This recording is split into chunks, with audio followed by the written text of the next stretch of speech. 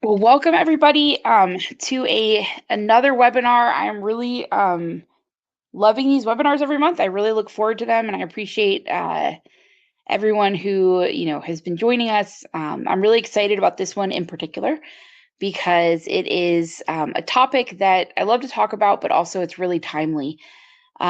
We are going through, a wild time in GovCon. I don't need to tell you guys that. It has definitely been a year and then some. But this is a time for the next hour that I hope that we can all sort of refocus. I'm going to give you my top strategies for this is a unique time, but we've faced downtimes and shutdowns in the government many times over, and we've also faced challenges. And when things get tough, when opportunities seem to slow down, um, when things get complicated, this is where we have to pivot and we have to find ways to win. And there are definitely ways to win. And there are things that we can be doing right now to position ourselves for winning when things open back up. So that's what we're going to be talking about today. For those of you that don't know me, my name is Meryl Angela Cola. I am the CCO of GovDash, our Chief Customer Officer. We are really focused on responsible AI for GovCon across the entire workflow. Today is not going to be a sales pitch or anything like that. In fact, we are not really even going to touch on GovDash, but it's important context to know because these are problems that we're solving. And everything that I'm going to talk to you guys about today, the foundation of a winning architecture anatomy within GovCon. That's what we've built GovDash on, right? I've been there since the very beginning with the founders, and I've helped with build the product, and this is really what we have structured it for. So the other thing that I do is I'm the founder of PROTeam. You may have seen us on LinkedIn. We share a lot of proposal themed memes. But we are a nonprofit for GovCon talent development in the space. So we provide free training to folks that want to pivot from other um, industries into GovCon because we want to bring people in, the best and the brightest, and we want to make that more accessible than it has historically been. And then probably most importantly, I have 20 plus years in the industry. So I started in GovCon when I was 19. I turned 40 this year. So quite literally over half my life I've spent in the trenches doing what you guys do every day. So capture, proposals, contracts, and delivery. I've had a really unique career trajectory where I started managing contracts on site at CDC. And then I started managing the proposals that we would submit because we had a lot of proposals, contracts come up for rebid. So I would manage those and I got hooked. And then I moved to capture. So I was doing all three. And then got into contracts. So I really had an opportunity to see the whole life cycle from start to finish. And we're going to talk about that today a little bit too. Is that's a big part of this. The way that we see this in our perspective of business development being holistic rather than siloed off, and why that really matters in times like now. The biggest thing that if you get anything out of this session today, the goal is to win the contract. It's not to submit the proposal, it's to win the contract, but that's not it. We don't just want to win, right? So we don't want to just submit a bunch of losing proposals. And honestly, we don't just want to win any opportunity. We want to win opportunities that we can deliver on well and that become past performance that we can then leverage to grow our book of business and our bottom line and our revenue because we win other contracts. I will say this over and over again. If you ever work for me, you will hear me say this to all my teams in capture and proposals. The only thing worse than losing is winning the wrong opportunity. If you've ever been in this situation, you know exactly what I'm talking about. The ones where maybe price did not align well with the technical approach, and you end up, breaking even or sometimes losing money. Ones where no one checked OCI to make sure that winning the opportunity wouldn't preclude you from bidding other bigger opportunities. Things that you really just couldn't deliver on, things that put your company at risk. You don't want to win an opportunity just for the sake of winning it. Now, I'm not saying that you don't want to stretch yourself and you can't, pivot and do things that are difficult, right? Like that's the whole nature of the beast. But when you're going after things, one, you don't want to just submit proposals that you don't have a chance of winning, right? So we need to find a way to figure out where that sweet spot is. But the second thing is you want to win things that you can deliver on and make money on when you win them. And that is one of the things we're going to be talking about today as well. There is a pivot point that happens in times like this. So right now, let's just name the challenges that we're facing. One, and probably one of the most heartbreaking challenges is so many of our GovCon colleagues, whether they are on the government side or in the industry, have been impacted by layoffs and reductions in force and so many different things. And so the landscape of who you know and your relationships for many people, that's changing. And that is a big part of GovCon. And so one of the things that people are facing right now is, okay, I used to have a Rolodex. I used to work with these people within an industry, within an agency, or I used to work with these people within a company, and either the person is no longer at this industry or at this agency, or this person is no longer at the company, and you're looking at a smaller Rolodex or a different Rolodex than you had in the past. And sometimes it's a little bit like starting over. The other challenges that we're facing is we're obviously in a government shutdown right now. And so the opportunities, they're still out there, they're still happening, but they're definitely slowed down because people are not, in procurement shops, right? They're not moving things along. And then there's just uncertainty at the end of this. Like what is it going to look like? What are we going to be doing? So what I want to share with you guys is, so I've never worked in GovCon. When I first started, I used to hear rumors of this time period where like GovCon was just happening, right? Like it was so easy to win a contract and people were flying proposals and delivering them by hand. I came in right at the very end of that. Right when we were in sort of a drought. And it got better from there, but it was not easy to win contracts 20 years ago either. There was a lot of things at play. Another riff, right? There was a lot of similar things happening. um, Email delivery was also becoming the thing, and technology was helping um, to change the process, much like AI is helping to change the process now too. So I see a lot of parallels in where I first started and where we are today. And there's some things that are different, but there are a lot of parallels. Um, the good news on this, and what I can promise you, is that the government is an ecosystem. It is the largest consumer in our country of goods and services. It takes a ton to run an ecosystem like the federal government, not even mentioning state and local. Right now, they are in a strategic pause, but they are going to buy again.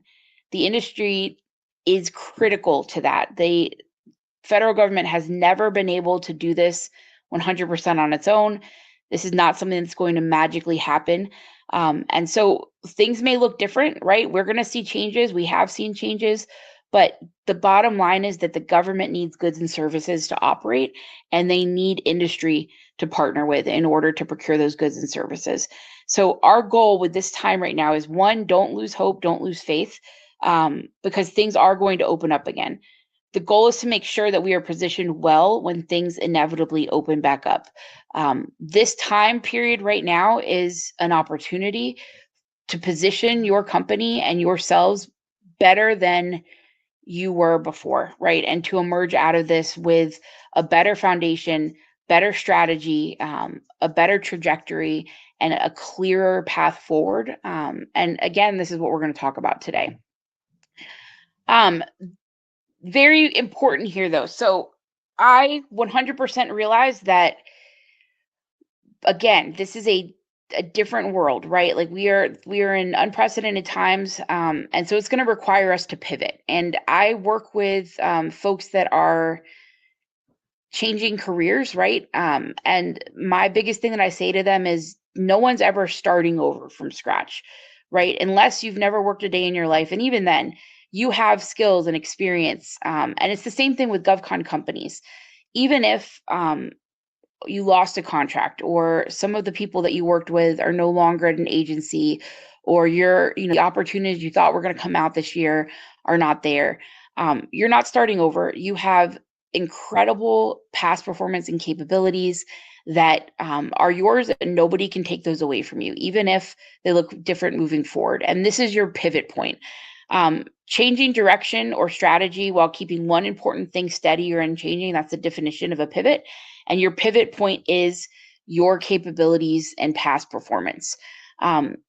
In science, it's also referred to as a center of gravity. So the axis with which your activities are spinning around, and that's very appropriate for what we're going to talk about today. Every company has a center of gravity and it's unique. So this is just a very high level view. It can contain a lot of different things, but what that looks like are, your past performance and your contracts, your relationships, even if someone you worked with at one agency is now at a different agency or they're at another company. Same thing if someone you worked with at a company is at a different company. Those are your relationships. Those don't go away. An area of expertise, that is 100% one of your differentiators as a company. Your reputation, your resources, and your results. This is your center of gravity, and all of the activities that you do. Our goal in this period is to find that center of gravity and be really intentional and strategic about making sure that we've got one foot in that center of gravity. Like we're playing basketball, right? We're going to pivot around, we're going to look around, but we've got one foot planted securely in our value proposition or our capabilities. We'll talk about both of them here in a little bit. They're two different things. But making sure that we are firmly planted there, and then we are pivoting to find what makes sense and the opportunities where we have the greatest chance of winning. Now, I know for a fact that companies can get very hung up in the center of gravity. Sometimes that center of gravity can feel like an anchor and it can be very limiting. Like, we don't do that. We only do this. That's not the kind of capture that I run, right? I am very pro think of the possibilities. Things are never black and white. Like, let's look at our capabilities and see how they are applicable to these new areas, right? And these new opportunities. This doesn't mean that you have to be confined to a box. But it does mean that you're going to be shifting your perspective. So a slight shift in perspective, a pivot, can help you go from seeing the center of gravity as something that limits you to something that will take you to new places.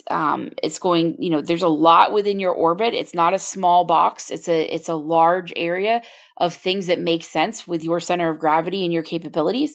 But you got to find that center of gravity first. And it's crazy that you would think that in this industry, like we talk a lot about past performance, but it's not common for companies to really sit down and say, okay, like sometimes this is referred to as BD, right? Or strategic BD, like what landscapes are we going after? What agencies, what capabilities? I mean, this is something that happens over and over again, and most companies just don't have time because they're chasing one opportunity after another. And one gift that we have right now, in many cases, is the gift of time, right? We've got a little bit of extra breathing room to do this. And so it's now or never. And I'm going to show you how I do this today. Before I continue, though, let me check QA.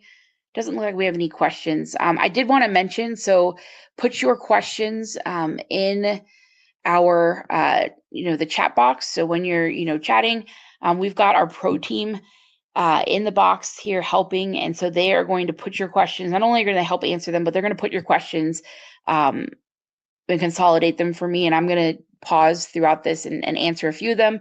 If we don't get all the questions answered, though, don't worry. We will answer them after and send them out to the team, QA style and GovCon. All right. Okay, so we talked about pivot point. This is your center of gravity.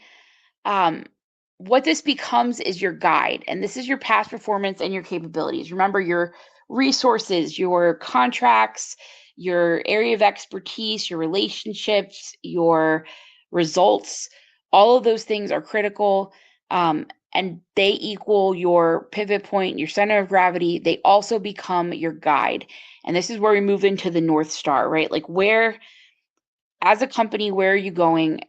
Being able to see that North Star and being able to make sure your entire organization understands that too, and they're working towards that same goal and that same point is really, really critical. And before you can do that, you have to define it yourself. The reason this is important and the reason this is not limiting is your past performance and capabilities help you find the possibilities where your chances for success are strongest. So it is really not one small pivot point, right? It's not one small area that your company can perform on. It creates a larger area, and this is the goal. This is where we want to stay within, right? This is the area where you have the highest chance of success. It's not this little pivot point here. It's not small. You're not combined, but it's going to illuminate and shed light on where you really should be and where you're focusing and where you have the highest chances of success and winning. And during this time period, this is what we're going to focus on, right? This is what I want you guys to focus on. This is critical. And we want to have laser focus on this because this is one time when we actually have extra breathing room. These are the 3 strategies we're going to talk about today. One is gathering the data, IDing the right opportunity, and then making the value tangible. This is a 3-part exercise. I've taken every team I've ever led through this exercise, downtime or not. Usually it's right after the end of fiscal year is when things are quietest. So we just happen to hit this perfect storm here. So it's definitely that time period as well. But this is what I do with every team I work through. I'm going to show you guys how to do it with your team. And then we'll provide this recording after and some materials. And if feel free to use them and repurpose them with your own team as well. The first is gathering the data. And this is a really critical piece of the puzzle. You cannot leverage what you don't know. And if you are on this call, chances are very high that you have experienced data chaos within your organization. I've worked with a lot of companies, and there's not one that didn't have a data problem, right? GovCon creates a ton of paperwork, a ton of information. They also have a lot of activity that gets lost and never gets recorded. And all of that, the pressure of that and not having all the information you need or not knowing where something is, it's a constant looming cloud over a company, right? And there's always a project to make that better and to reduce that friction. The reason that is because people realize they're sitting on a gold mine of data. You've all been in situations with proposals or capture where you can't track something down that you need, but you know you have it. This is where we're going to start. So at a minimum, you have to get an inventory of your past performance down. Past performance is your differentiator in the age of AI. It's something that AI cannot fake. It is unique to your organization, and it is an evaluation criteria that the government uses over and over and over again to judge whether or not you are low risk, right? Whether they can trust you to carry out the work that you're saying. And it has to be relevant. It has to be recent. So you want to start by gathering a list of every contract that you have ever been awarded, prime or sub, and making sure at a minimum you have a contract document and a PWS or SOW document. It may not be a long document, but you need to have something that has a period of performance, a value, and some sort of signature, and a statement of work. You could even gather this for commercial work if you're just getting started in GovCon, but for experienced GovCon companies, this is the record, right? And when the government evaluates, and if you get protested against, or they're gonna want to see that you have these minimum documents in place. This is what they're evaluating. So we're going to start here, but we're not going to end here. Once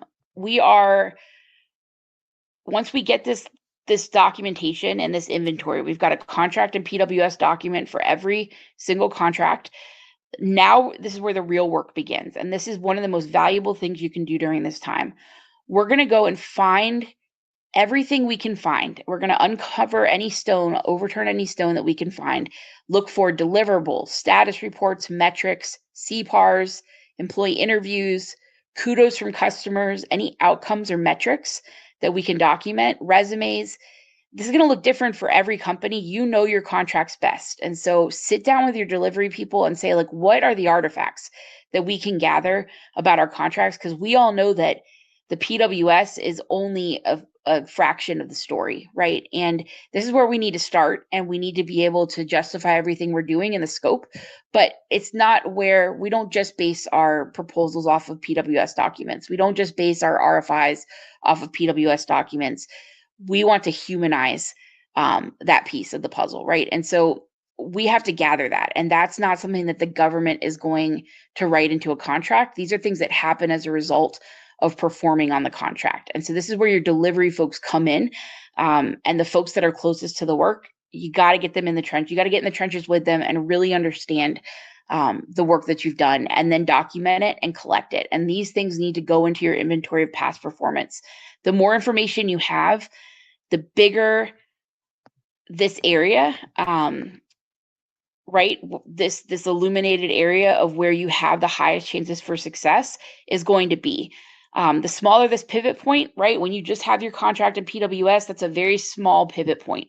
And your area of success is going to be smaller, right? The area that you focus on. But more information that you have about what you've done, how you've done it, the results that happen as, by performing the work, that's going to increase your area of your pivot point or your center of gravity. It's going to give you a lot more possibilities. And so this is really critical. You cannot do anything that I talk about after this point without doing this here. And the number one thing that you can do, and this is anytime I've managed a group of people or run capture, gone in and helped fix, the BD process of a team that was struggling, the first thing that I do and the most impactful thing that I do is connect the BD department. So your capture, BD, and deliver and proposal folks, connect them with delivery and the people that are doing the work. This is something that rarely happens. They're usually two silos, two different areas of the company. Once a contract gets awarded, once it gets submitted, the BD team is already on to the next thing, right? And so they very rarely get to connect with what happens in the following 5 years. But that is a really, really big injustice. And it is not equipping your team with the information that they need. It's also not equipping your team with connecting to that human element. At the end of the day, we're selling to humans, right? Evaluators are humans. We need to be able to understand why we're going after something or why we would be a good fit. And connecting those folks on your BD team to the folks that are delivering and can talk about the work they're doing is the most valuable thing that you can do. What this looks like in practice is some things that I've done in the past is I would invite somebody from delivery to our weekly meeting for 10 minutes of the meeting. And I would just ask them some questions like, what are, some of the things you're most proud about that you've done, on this contract, or what are some of the outcomes? How did we improve the experiences for our customers? What were what's the challenges that you overcame? Right? Like how have we made it better? These are questions, like rarely do people get to talk about the work that they've done. So one, it's helping your team, delivery folks on the ground, realize that they're valued. But it's also helping your business development team like understand the work that's being done outside of just what's in a PWS. The other benefit of this is that it helps them build relationships with the delivery team before a proposal happens and they need to get in contact with them to help them write something or to ask them questions. The folks on the ground typically become your subject matter experts to contribute to a proposal. You're helping your team build relationships preemptively, and that is just good all around. So if you do one thing that I tell you to do, this is the one thing that I hope that you do, is if you only have time for one thing, figure out a way to get your delivery folks and your BD, capture, and proposal teams in the same room at a more frequent rate. All right. And then I've got a quick story for you guys. So this is the reason this is important is that paper is not human, right? And so it's really tough to connect to the humanity of something when you're just reading about it on, paper. And it's especially hard to connect with the humanity of something when an evaluator is reading a proposal and the proposal was written by AI and AI was fed information by somebody who just read it in a PWS document, right? That's a recipe for very generic and not compelling proposals. And so we've got to create that human connection, and the humanity has to come through in our proposals. And proposals are evaluated and scored. So I'm not saying that we are creating a rogue marketing document, but within the evaluation criteria, when we're answering questions, when we are talking about why we have a strength, right? And we're going for strengths. The way that we do that is by communicating our value effectively, and we're communicating to humans. So that is important. We want that to come through. And one of my favorite things about GovCon is that proposals turn into contracts that impact real people. And if you work with proposal team, you'll hear me say this over and over again. This is why I love GovCon, and it's important to remember. I have a quick story for you. This is my daughter here. On the right-hand side, she is a scientist in the making. She loves science. She thinks it's awesome. This is a robotics kit that the folks at GovDash, the engineers, actually sent her, which was super touching and a great story in and of itself. But the reason I wanted to tell you this story is that um, about, oh gosh, I don't even know how long now, but earlier in my career, I managed a proposal for a company that was going after the Mars rover support contract. So this is a contract that was helping to collect data and processing some previously collected data with NASA. It was a very big proposal, very big contract, and it was a nightmare to manage. I get stressed out just thinking about it. Every single bullet point in the entire proposal disappeared no less than 5 times. So I literally spent like 5 hours manually inserting bullet points, like 2 days before it was due, because every time someone would get in the document, the bullet points would disappear. And that was not fun. I'll tell you what, I did not want to spend my Sunday doing that. It was not fun to spend 5 hours manually putting in bullet points one by one. However, my daughter, when she was in 3rd grade, came home and she had a magazine fold out that her teacher had given her about the Mars rover and all of those pictures. So we ended up winning the contract. And years later, my daughter came home and had pictures from the Mars rover and information that we had collected, which was super cool. And we ended up spending 5 hours that weekend just going through everything, learning about it. And she thought it was the coolest thing ever. And that was one of the things that started her excitement about robots and science and all of that. And so all that to say, what started off as a very tedious, not fun, not humanizing experience of manually placing bullet points in a proposal, I really got to connect to the outcome of what that work looks like, right? We won the contract, and then people performed work on that contract. And it actually resulted in something that inspired my daughter, right? And these are kids become the future of our country, and they're going to be researching and they're going to be pushing us forward and stuff like that. I mean, that is things that we don't normally get to connect with as BD folks or proposal folks or capture folks. And so bringing your team in on this, this is going to help them be excited. This is going to help them understand the why behind the work, but it's really going to help them connect with your past performance. And when people connect with past performance, that's how they remember it, right? And we want them utilizing that and connecting with that pivot point. It's the common goal you guys are all sharing, and you're moving towards it. So, all right, before I move on to this section, I'm going to check QA. Doesn't look like we have any questions. Sam, do we have any in chat? Looks like we are all good. Okay, great. Don't be shy. We will totally pause to answer questions. I know this is a lot of information. Okay, so the right opportunity. Let's talk about this. Now that you have your past performance set, you know your capabilities, you know the general area with which you have the highest chance of success, right? Because again, within a proposal, you're going to be talking about your past performance is going to be evaluated, where you have relationships, where you have expertise, all of that happens within that area that's been illuminated and that focus area. Your past performance is a great goal to help guide you. It's a great guide to guide you towards the right opportunities. Um, Within this environment, the possibilities for opportunities may not be endless, but they are plentiful. So if you've ever logged into Sam or eBuy or any of the millions of different places that opportunities can come from, you know this, right? And you've stared at a sea of opportunities and wondered which one was the one that was going to be good for you. Um, because we have done the work of gathering our past performance, understanding it, this now gets a lot easier for us, right?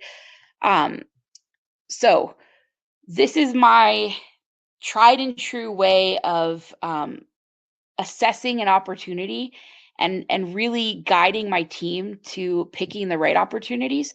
This is a critical point in the process, and it's a formula. So with my team, what I tell them is there's three main areas here. We have existing partners, existing capabilities, and existing or similar customers. These are the three areas that I look at when I'm looking at an opportunity. We talked about pivot points. We want to have an anchor in at least two of those. So, is this something that we've done before with an existing or similar customer? Okay, great. That's two. So, this is where they overlap. This is one that we want to take a look at. Is this a partner that we've worked with before? We've never worked with the agency, but it's a similar capability to what we've done. Okay, great. This is overlap. This is something that's worth our time to look at. Is this with an existing or similar customer? It's kind of a stretch, our capabilities. Like we could say we've done, some things that are similar. We've got some gaps though. We need to get some partners, but we have an existing partner that's doing this work already, right? And so the risk there is less. We have overlap. So what you want to look at are the areas here. It doesn't have to be all three, but the areas where you've got overlap in two of these out of the three of these points, right? So whenever I look at an opportunity, we're deciding whether or not to put something on our pipeline, and I'm helping my team to identify opportunities. This is what I teach them, and these are the rules. Like, let's show me where we've got overlap and show me why we've got crossover in two of these three.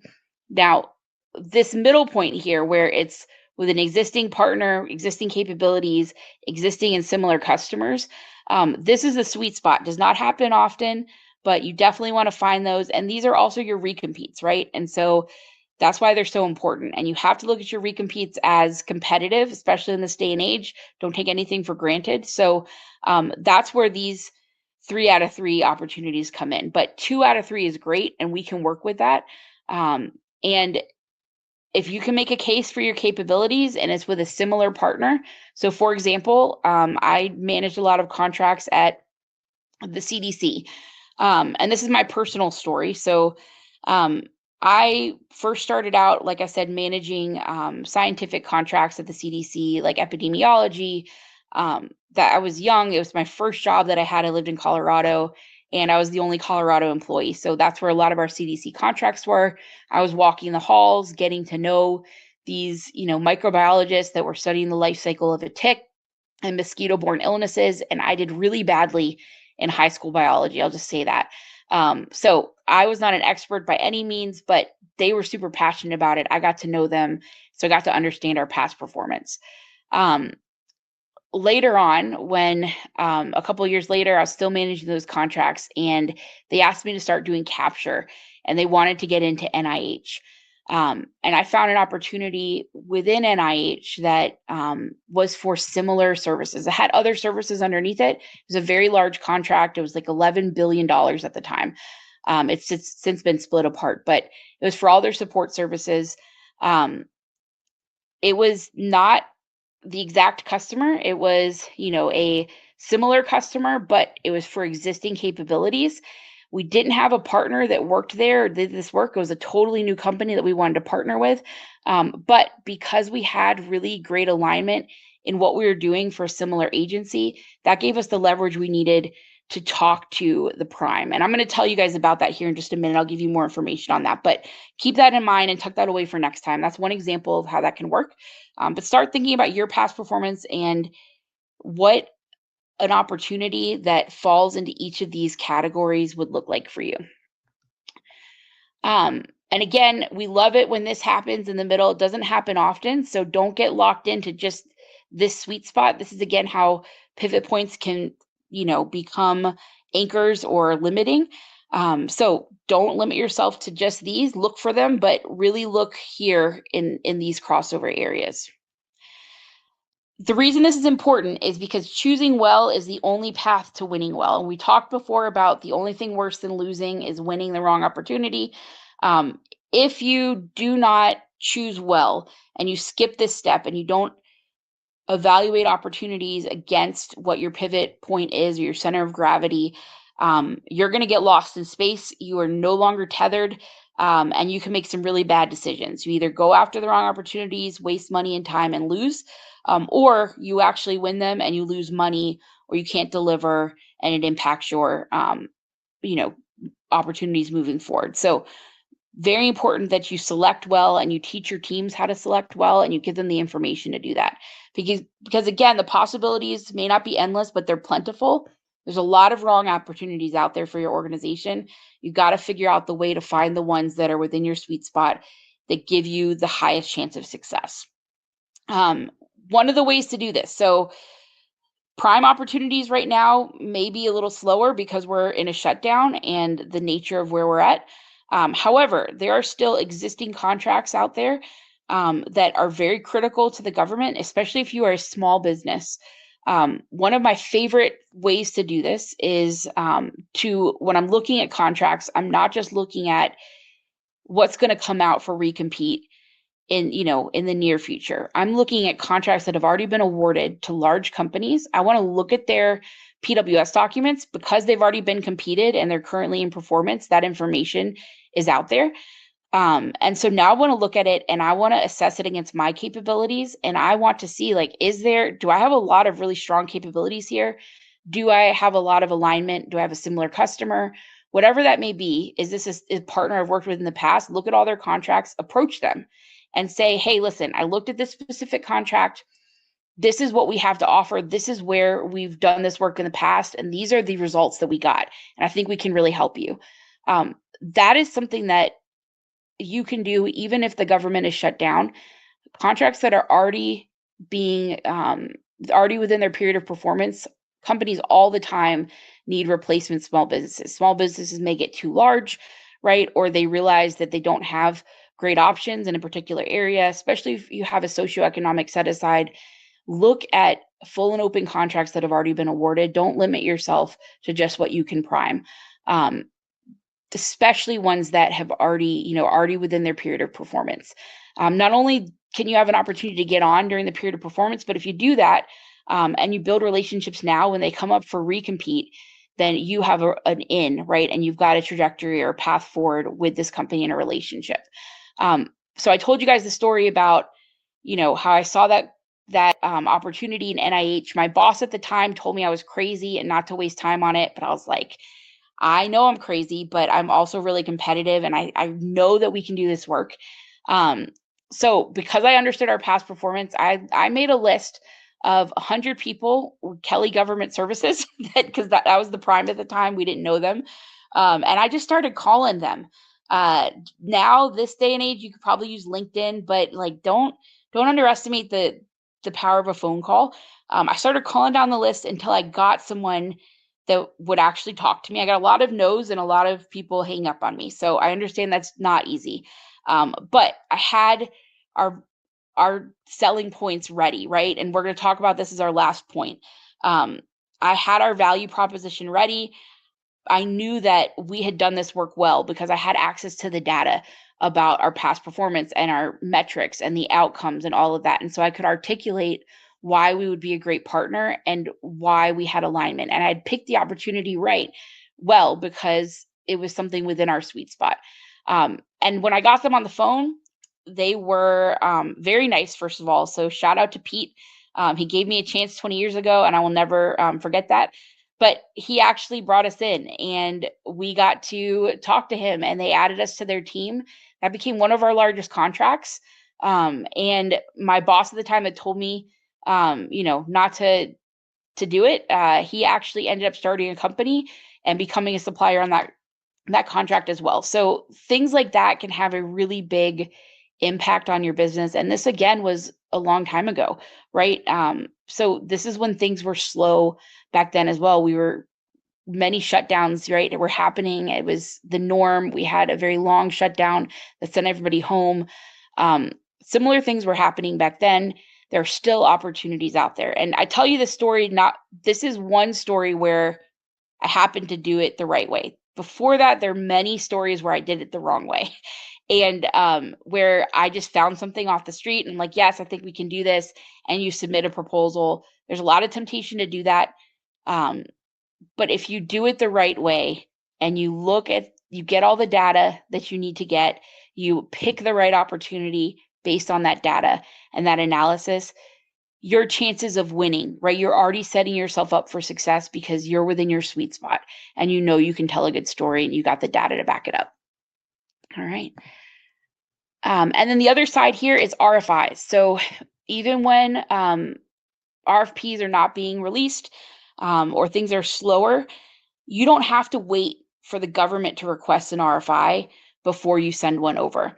So if you identify opportunities or you identify previously awarded opportunities within agencies that fall into that sweet spot, go ahead and leverage that data that you've collected about your past performance and your capabilities.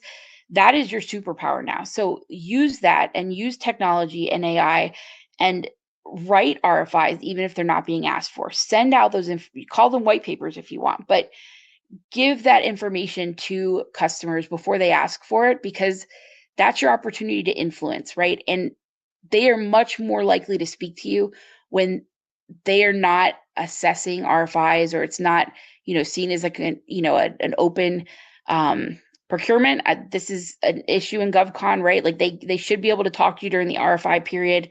A lot of times they think that they can't. But if you're proactively reaching out to them before an RFI even exists, you're getting yourself in front of them.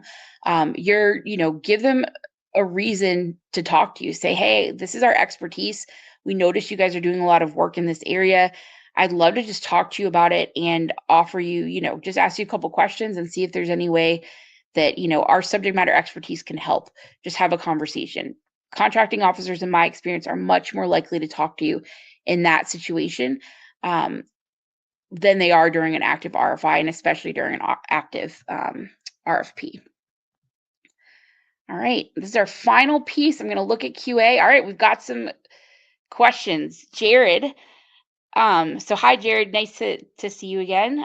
Jared is an awesome capture manager. Everybody, I'm going to embarrass him, but he's amazing. So what is your recommendation on getting into an organization that is harder to break into if you don't have any customer relationships, such as NIH? So that's a great, very timely question. It's exactly what I described to you as. So as a small business, I would look at existing contracts that are being done right now that are within their period of performance and are full and open. And I would reach out to those companies and I would have your value proposition ready, which is what we're going to talk about in this final piece. Don't just say, hey, I'm a small company and I meet this socioeconomic status, which I know you would never do, but that's the trap a lot of small companies fall into. Really think about the opportunity that you identified, the contract, the scope of work, and how you can contribute to that and why you'd be a great partner. And lead with that. Use technology to write something very tailored to them, and use that to get their attention. And lead with that. Have a document ready. Make the phone calls. But it is a lot easier to break into an organization or an agency with a partner than it is just to win a prime contract right out the gate. So those strategic partnerships are going to be really important. But in order to do that, you have to know why you'd be a good fit. And the first step to that is getting your data ready and identifying the right opportunity, even if that's one that's already, being worked on and that's current. What are your strategies for energizing product delivery folks to want to be involved in discussions early on? That's a great question. So understanding they're busy and giving them, hey, this is only going to be a 10-minute time period. I just want you to come talk about all the great work that you're doing. That's how I would frame it to our delivery folks. And people don't typically ask them about the work that they're doing, right? And what I've found is that folks were very willing to spend 10 minutes and talk about the things that they were proud of, the ways that they'd fixed, issues, made things better, and then the teams that they were working with. That's something that really, spoke to them and was something they wanted to do. So we weren't asking them to do anything at that point. We didn't need them to give us their weekend. It's really important to build relationships with folks and show them that you care about the work that they're doing before you need them for something. So start small with those 10-minute meetings and invite them to talk through, what they're doing. All right, so we're going to move on to this last piece here, making the value tangible. So this is the final thing that I want you guys to focus on in this time period. The reality is that when you are submitting an RFI, when you're going after a partner and you have an opportunity you want them to add you to, or when you're submitting a proposal, you're doing the same thing. You're selling your company as the best option for the job at hand.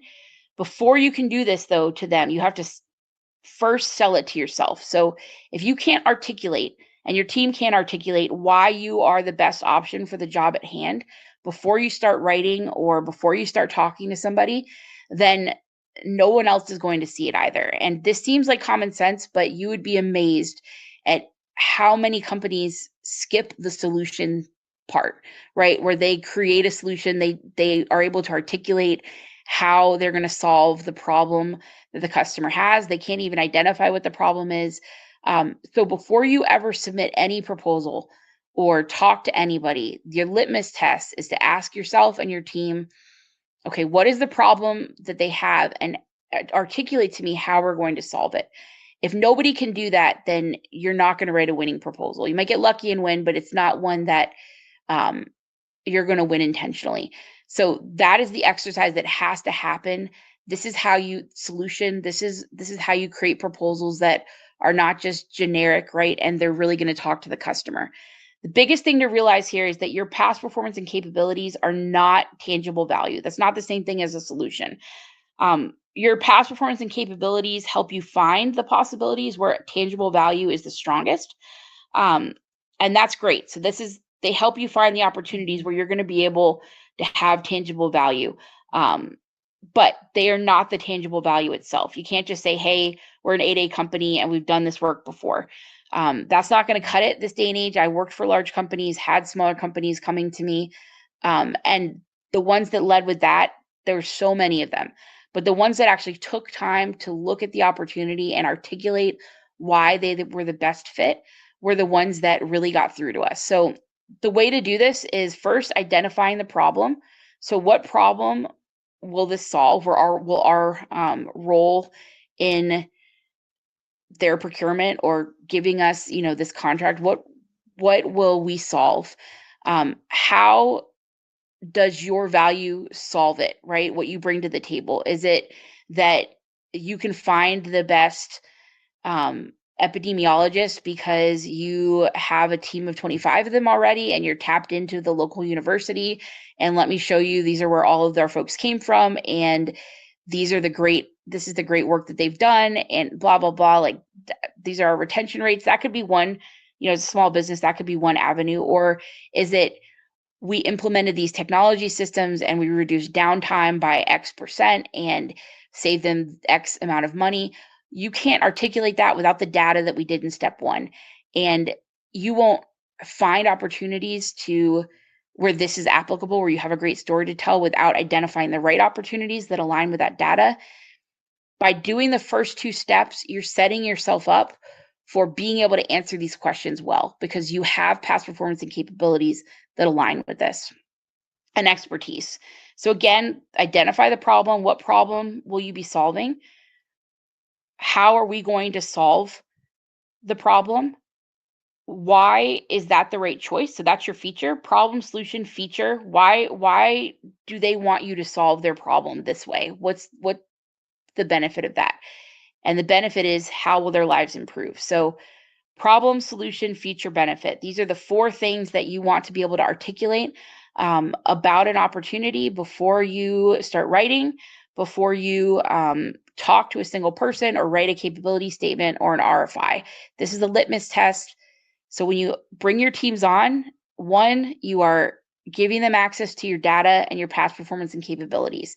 Two, when they bring an opportunity to the table, ask them to show you where it falls into that chart where it has crossover between either a customer, capabilities, or partner, 2 out of the 3, and then ask them to help articulate these 4 pieces right here. And if you can answer all of those steps with an opportunity, you are in the right spot, right? This is an opportunity where you have a chance of winning.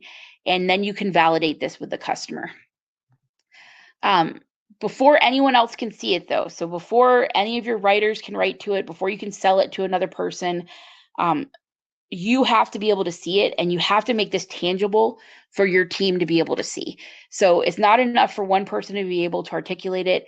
You have to make it so that everybody who's writing a proposal or who's, selling the value to a particular partner or customer, they also are able to articulate this. And so the first step is getting it on paper and then communicating that to your team and making sure everybody understands it. And again, this only happens when you have the data to pick the right opportunities, right? 2 out of the 3. And once you do that, you are then able to, so like, let's say, for example, we found an opportunity here within this sweet spot where it's existing capabilities and similar customers. Now you're going to be able to pull from your data and look at, like, where have we done this? How do we make things better? What benefits did we bring? What resources did it give us? How do we prove all of the above, right? Or if it's something with an existing partner and a similar customer, why are we trusted? Who are we trusted by? How do we earn that trust? How does that benefit everybody? How do we prove all of the above? And here with existing partners and capabilities, where have we done this? Who are we trusted by? How did we earn that trust? How does that benefit everybody? And how do we prove it? These are the questions that you as a team need to be able to answer, and they're going to guide how you present yourself to that customer or to that partner. Again, the right data plus the right opportunity equals the right solution, and that is how you win well. And that is everything I had for you guys today. It doesn't look like we have any other questions, but I just want to thank you again for your time.